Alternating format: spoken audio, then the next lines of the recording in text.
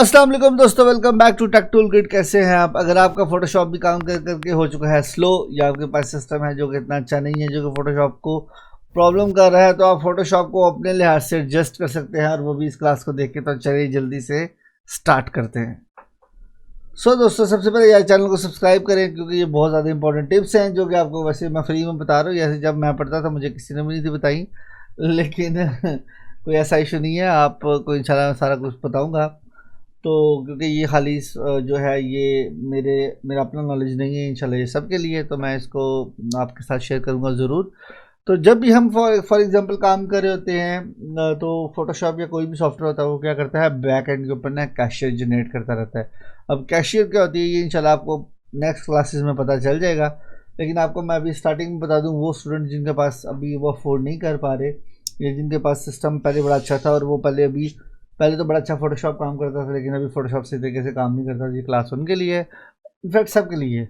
दोस्तों, सबसे पहले हम यहाँ से आते हैं एडिट में आएंगे तो यहाँ से आपको पर्च की ऑप्शन नज़र आएगी। तो आपके सामने यहाँ पे क्लिप बोर्ड, हिस्ट्री, ऑल और वीडियो कैशर की ऑप्शन आ जाएगी। मैंने ऑलरेडी इसको क्लीन कर लिया हुआ है। तो आपने यहाँ से हिस्ट्री पे क्लिक करेंगे तो ये हिस्ट्री में जितना भी आपके पास इसने फोटोशॉप ने बैकएंड के ऊपर हिस्ट्री बनाई होगी, जितनी कैशियर बनाई होगी, वो सारी की सारी डिलीट हो जाएगी। इसको चेक करने का एक तरीकाकार और भी होता है कि हम सिंपली यहाँ से आते हैं कमांड में, यहाँ से आके रन प्रेस करते हैं। रन प्रेस करके यहाँ पे टैम्प 100% और टैम्प और 100% पे क्लिक करते हैं। तो ये मेरे पास कैशियर फाइल्स हैं जो कि ये सॉफ्टवेयर अभी दोबारा से जनरेट कर रहा है। जैसे जैसे मैं चीज़ों पे क्लिक करता जाता हूँ वैसे वैसे इसमें कैशियर ऐड होती जाती है। तो आप इसको सिंपली यहाँ से भी कंट्रोल ए करके सिंपली डिलीट कर सकते हैं, या आप पर्च से जाकर भी इसको डिलीट कर सकते हैं। देखिए अब ये जो वर्किंग में है तो ये फाइल को डिलीट नहीं करा, तो जब मैं इसको बंद करूँगा तो इस फाइल डिलीट कर देगा। तो आप यहाँ से जाके एडिट में आएंगे, यहाँ से आएंगे पर्ज में, और पर्ज में आके आप यहाँ से ऑल हिस्ट्री को डिलीट कर देंगे, तो आपका फोटोशॉप जो है वो बहुत बेहतर हो जाएगा। एक तो टिप होगी ये। अब हम बात करते हैं पार्ट 2 पे। दोस्तों, सेकंड ऑप्शन मेरे पास ये है कि मैं सिंपली यहाँ से एडिट पे क्लिक करता हूँ, यहाँ से प्रेफरेंसेस पे क्लिक करता हूँ, और यहाँ से जनरल पे क्लिक करता हूँ, जिसकी शॉर्ट कमांड है सिंपली कंट्रोल और के। मैं कंट्रोल के प्रेस करूँगा तभी वो ये ऑप्शन आएंगी, और अगर मैं यहाँ से आके एडिट में आके क्लिक करूँगा तो वो भी यही ऑप्शन आएंगी। तो दोस्तों, यहाँ पे आपने क्या करना है, सबसे पहले आपने यहाँ से आना है परफॉर्मेंस में। आप जब परफॉर्मेंस में आप आएंगे तो आपके पास ये 3 ऑप्शन आ रही होंगी। एक है वेब यूआई डिज़ाइन की, एक है डिफ़ॉल्ट फ़ोटो की, और एक है ह्यूज पिक्सल्स की। अब मैं जब इनके ऊपर क्लिक करता हूँ तो आप देखेंगे इसके सामने जो इसका हिस्ट्री और कैशियर साइज़ का लेवल है वो चेंज होता जा रहा है। अगर इसको मैं यूआई डिज़ाइन पे रखता हूँ तो ये मेरे एक क्लिक के ऊपर 132 KB तक की फ़ाइल को क्रिएट करेगा और 2 कैशियर्स बनाएगा। ठीक है। अगर मैं इसको फॉर एग्जांपल फ़ोटोज़ पे क्लिक करता हूँ तो ये 1.08 KB, मतलब ये 1 MB की एक क्लिक के ऊपर कैशियर बनाएगा, जो कि हर क्लिक के ऊपर 1 MB कैशियर होती जाएगी, और वो 4 फाइलें बनेगी। मतलब यह है कि 4 MB बनेगी मेरी एक क्लिक के ऊपर जो बैकएंड पे कैशी है।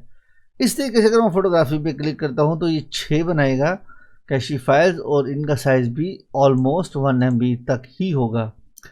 एक ऑप्शन ये है कि हम इनको अपनी मर्ज़ी से एडजस्ट कर सकते हैं, जो उस पर आप काम करें। अगर मैं यूआई डिज़ाइन पे काम कर रहा हूँ तो मैं सिंपली इसकी कैशियर साइज़ को छोटा कर सकता हूँ, 128 पे भी ला सकता हूँ, और इसको 1 भी कर सकता हूँ कैशी जो साइज़ है मेरा। उसके अलावा हम हिस्ट्री में इसका आपको मैंने बताया था, इसको 100% भी कर सकते हैं, इसको कम भी कर सकते हैं। It's totally depend on you दोस्तों। उसके बाद जो मेरे पास नेक्स्ट ऑप्शन है वो है रैम की। अभी मेरे पास जो है वो इस टाइम पीसी में 64 GB रैम लगी हुई है। तो मैंने इसको ये बताया है कि मेरा फ़ोटोशॉप जो है वो 20 GB तक की रैम को उठा सकता है। मैंने यहाँ से 20 GB इसको अलाउ किया हुआ है। आप इसको प्लस और माइनस करके भी अपने लिहाज से एडजस्ट कर सकते हैं। दोस्तों, अगर आपके पास फॉर एग्जांपल 8 GB रैम है तो आप उसको डेडिकेटेड 4 GB दे सकते हैं, 5 GB दे सकते हैं, इसको प्लस माइनस करके, क्योंकि आपके सिस्टम को बाकी भी चाहिए होती है रैम सिस्टम में सॉफ्टवेयर को यूटिलाइज़ करने के लिए। तो इसकी सेटिंग्स को आप अपने लिहाज से एडजस्ट कर सकते हैं, और बाकी इसमें टूल्स वगैरह में या किसी और ऑप्शन में हम जाने की ज़रूरत नहीं है बेसिकली फ़िलहाल। ये बाकी मैंने आपको अभी प्रीवियस क्लास में कुछ चीज़ें बताई हैं, इंशाल्लाह नेक्स्ट क्लासेस में भी आपको डिफरेंट चीज़ें बताता रहूँगा। सो दोस्तों ये थी आज की क्लास। आई थिंक आपको पसंद आई होगी। अगर पसंद आई है तो चैनल को करें सब्सक्राइब और अपने दोस्तों के साथ करें शेयर। मैं आपसे मिलता हूँ इंशाल्लाह ताला नेक्स्ट क्लास में। तब तक मुझे दें इजाज़त। अल्लाह हाफिज़।